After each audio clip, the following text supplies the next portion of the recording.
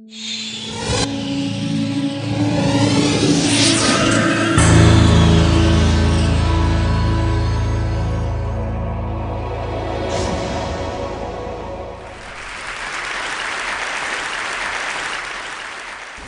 do you explain when things don't go as we assume?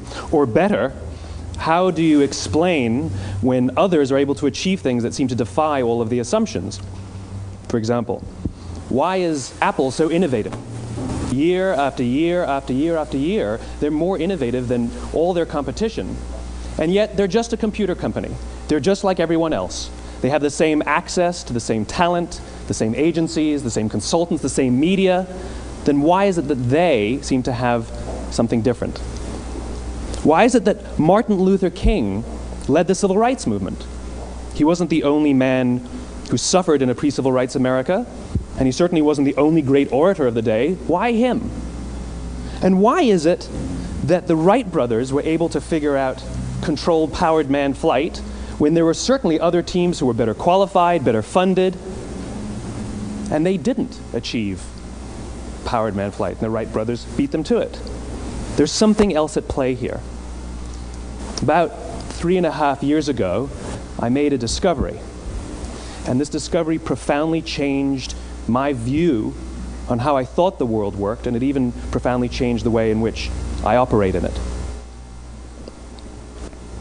As it turns out, there's a pattern. As it turns out, all the great and inspiring leaders and organizations in the world, whether it's Apple or Martin Luther King or the Wright brothers, they all think, act, and communicate the exact same way, and it's the complete opposite to everyone else.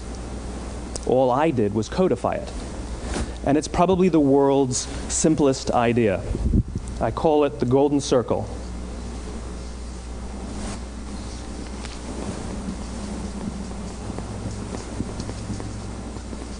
Why, how, what? This little idea explains why some organizations and some leaders are able to inspire where others aren't. Let me define the terms really quickly. Every single person, every single organization on the planet knows what they do, 100%. Some know how they do it, whether you call it your differentiating value proposition or your proprietary process or your USP. But very, very few people or organizations know why they do what they do. And by why, I don't mean to make a profit.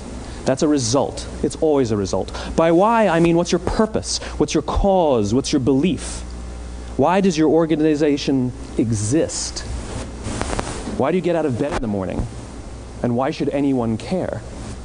Well, as a result, the way we think, the way we act, the way we communicate is from the outside in. It's obvious. We go from the clearest thing to the fuzziest thing.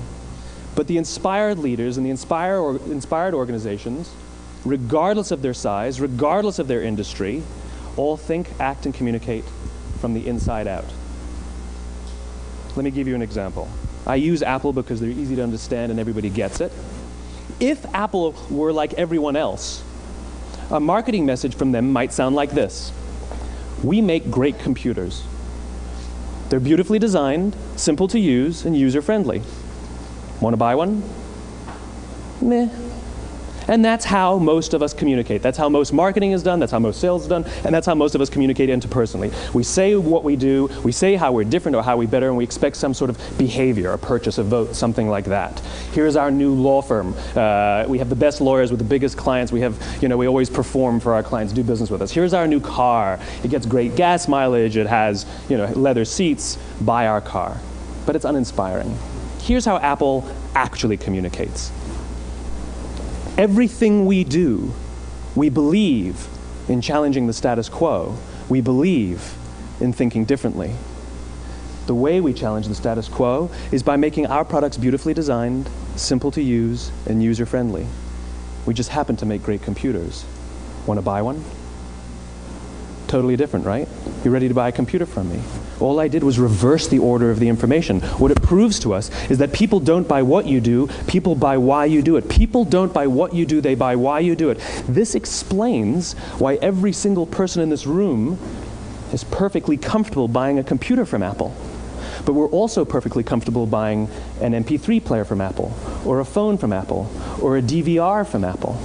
But as I said before, Apple's just a computer company. There's nothing that distinguishes them structurally from any of their competitors. Their competitors are all equally qualified to make all of these products. In fact, they tried. A few years ago, Gateway came out with flat screen TVs. They're eminently qualified to make flat screen TVs. They've been making flat screen monitors for years. Nobody bought one. And Dell came out with MP3 players and PDAs. And they make great quality products, and they can make perfectly well-designed products, and nobody bought one. In fact, talking about it now, we can't even imagine buying an MP3 player from Dell. Why would you buy an MP3 player from a computer company? But we do it every day. People don't buy what you do, they buy why you do it. The goal is not to do business with everybody who needs what you have. The goal is to do business with people who believe what you believe. Here's the best part. None of what I'm telling you is my opinion. It's all grounded in the tenets of biology, not psychology, biology. If you look at a cross-section of the human brain, looking from the top down, what you see is the human brain is actually broken into 3 major components that correlate perfectly with the golden circle. Our newest brain, our Homo sapien brain, our neocortex, corresponds with the what level. The neocortex is responsible for all of our rational and analytical thought and language. The middle 2 sections make up our limbic brains, and our limbic brains are responsible for all of our feelings, like trust and loyalty.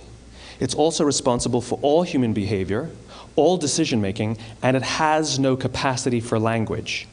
In other words, when we communicate from the outside in, yes, people can understand vast amounts of complicated information like features and benefits and facts and figures. It just doesn't drive behavior. When we communicate from the inside out, we're talking directly to the part of the brain that controls behavior, and then we allow people to rationalize it with the tangible things we say and do. This is where gut decisions come from. You know, sometimes you can give somebody all the facts and your figures, and they say, I know what all the facts and details say, but it just doesn't feel right. Why would we use that verb? It doesn't feel right. Because the part of the brain that controls decision-making doesn't control language. And the best we can muster up is, I don't know, it just doesn't feel right. Or sometimes you say you're leading with your heart or you're leading with your soul. Well, I hate to break it to you, those aren't other body parts controlling your behavior. It's all happening here in your limbic brain, the part of the brain that controls decision-making and not language. But if you don't know why you do what you do, and people respond to why you do what you do, then how will you ever get people to vote for you or buy something from you, or more importantly, be loyal and want to be a part of what it is that you do? Again, the goal is not just to sell people who need what you have. The goal is to sell to people who believe what you believe. The goal is not just to hire people who need a job. It's to hire people who believe what you believe. I always say that, you know, there's if you hire people just because they can do a job, they'll work for your money. But if you hire people who believe what you believe, they work for you with blood and sweat and tears. And nowhere else is there a better example of this than with the Wright brothers. Most people don't know about Samuel Pierpont Langley. And back in the early 20th century, the pursuit of powered man flight was like the dot-com of the day. Everybody was trying it. And Samuel Pierpont Langley had what we assume to be the recipe for success. I mean, even now, you ask people, why did your product or why did your company fail? And people always give you the same permutation of the same 3 things. Undercapitalized, the wrong people, bad market conditions. It's always the same 3 things. So let's explore that. Samuel Pierpont Langley was given $50,000 by the War Department to figure out this flying machine. Money was no problem. He held a seat at Harvard and worked at the Smithsonian and was extremely well connected. He knew all the big minds of the day. He hired the best minds money could find, and the market conditions were fantastic. The New York Times followed him around everywhere, and everyone was rooting for Langley. And how come we've never heard of Samuel Pierpont Langley? A few hundred miles away in Dayton, Ohio, Orville and Wilbur Wright. They had none of what we consider to be the recipe for success. They had no money. They paid for their dream with the proceeds from their bicycle shop. Not a single person on the Wright brothers' team had a college education, not even Orville or Wilbur. And the New York Times followed them around nowhere. The difference was Orville and Wilbur were driven by a cause, by a purpose, by a belief. They believed that if they could figure out this flying machine, it'll change the course of the world. Samuel Pierpont Langley was different. He wanted to be rich, and he wanted to be famous. He was in pursuit of the result. He was in pursuit of the riches. And lo and behold, look what happened. The people who believed in the Wright brothers' dream worked with them with blood and sweat and tears. The others just worked for the paycheck. And they tell stories of how every time the Wright brothers went out, they would have to take 5 sets of parts because that's how many times they would crash before they came in for supper. And eventually, on December 17th, 1903, the Wright brothers took flight. And no one was there to even experience it. We found out about it a few days later. And further proof that Langley was motivated by the wrong thing, the day the Wright brothers took flight, he quit. He could have said, "That's an amazing discovery, guys. Now we'll improve upon your technology." But he didn't. He wasn't first. He didn't get rich. He didn't get famous. So he quit. People don't buy what you do, they buy why you do it. And if you talk about what you believe, you will attract those who believe what you believe. Well, why is it important to attract those who believe what you believe? Something called the law of diffusion of innovation. And if you don't know the law, you definitely know the terminology. The first 2.5% of our population are our innovators. The next 13.5% of our population are our early adopters. The next 34% are your early majority, your late majority, and your laggards. The only reason these people buy touch-tone phones is because you can't buy rotary phones anymore. We all sit at various places at various times on the scale, but what the law of diffusion of innovation tells us is that if you want mass market success or mass market acceptance of an idea, you cannot have it until you achieve this tipping point between 15 and 18% market penetration, and then the system tips. And I love asking businesses, what's your conversion on new business? And they love to tell you, oh, it's about 10%, proudly. Well, you can trip over 10% of the customers. We all have about 10% who just get it. That's how we describe them, right? That's like that gut feeling, oh, they just get it. The problem is, how do you find the ones that just get it before you're doing business with them versus the ones who don't get it? So it's this here, this little gap, that you have to close, as Geoffrey Moore calls it, crossing the chasm. Because you see, the early majority will not try something until someone else has tried it first. And these guys, the innovators and the early adopters, they're comfortable making those gut decisions. They're more comfortable making those intuitive decisions that are driven by what they believe about the world, and not just what product is available. These are the people who stood online for 6 hours to buy an iPhone when they first came out, when you could have just walked into the store the next week and bought one off the shelf. These are the people who spent $40,000 on flat screen TVs when they first came out, even though the technology was substandard. And by the way, they didn't do it because the technology was so great. They did it for themselves. It's because they wanted to be first. People don't buy what you do, they buy why you do it. And what you do simply proves what you believe. In fact, people will do the things that prove what they believe. The reason that person bought the iPhone in the first 6 hours, or stood in line for 6 hours, was because of what they believed about the world and how they wanted everybody to see them. They were first. People don't buy what you do, they buy why you do it. So let me give you a famous example, a famous failure and a famous success of the law of diffusion of innovation. First, the famous failure. It's a commercial example. As we said before a second ago, the recipe for success is money and the right people and the right marketing conditions, right? You should have success then. Look at TiVo. From the time TiVo came out about 8 or 9 years ago to this current day, they are the single highest quality product on the market. Hands down, there is no dispute. They were extremely well funded. Market conditions were fantastic. I mean, we use TiVo as a verb. I TiVo stuff on my piece of junk Time Warner DVR all the time. But TiVo is a commercial failure. They've never made money. And when they went IPO, their stock was at about $30 or $40 and then plummeted, and it's never traded above 10. In fact, I don't think it's even traded above 6, except for a couple of little spikes. Because you see, when TiVo launched their product, they told us all what they had.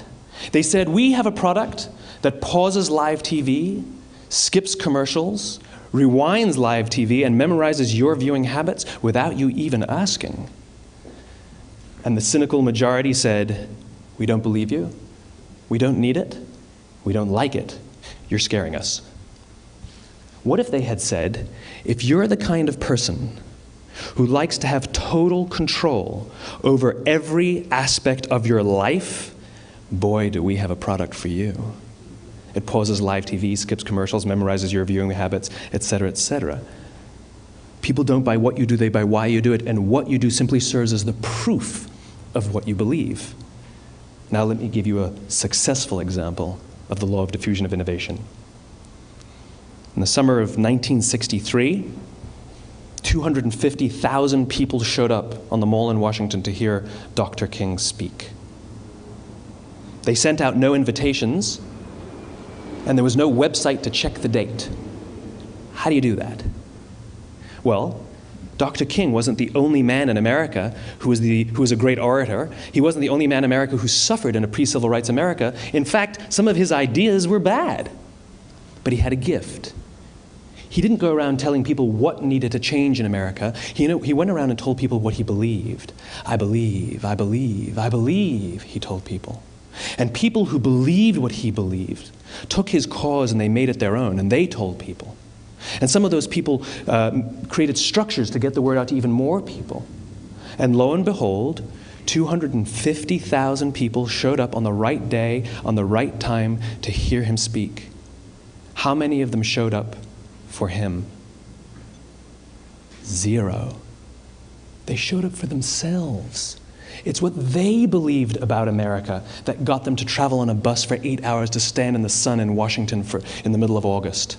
It's what they believed, and it wasn't about black versus white. 25% of the audience was white.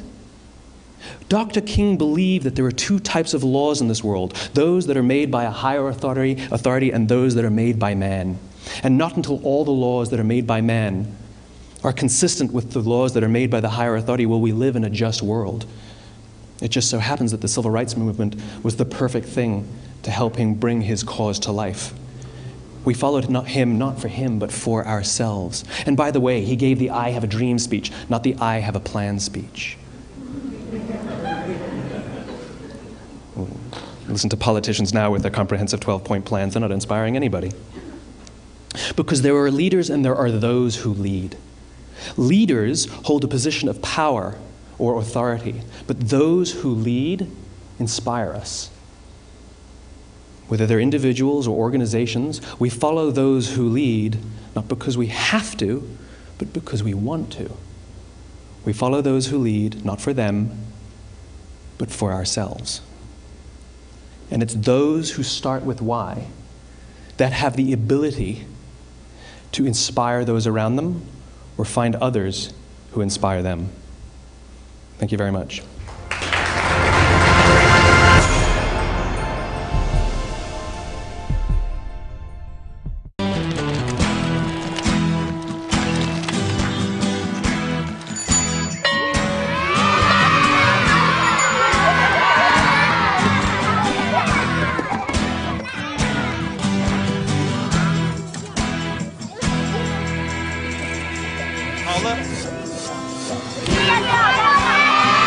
Sharing. That's video on the Human Network. Siska, welcome to the Human Network.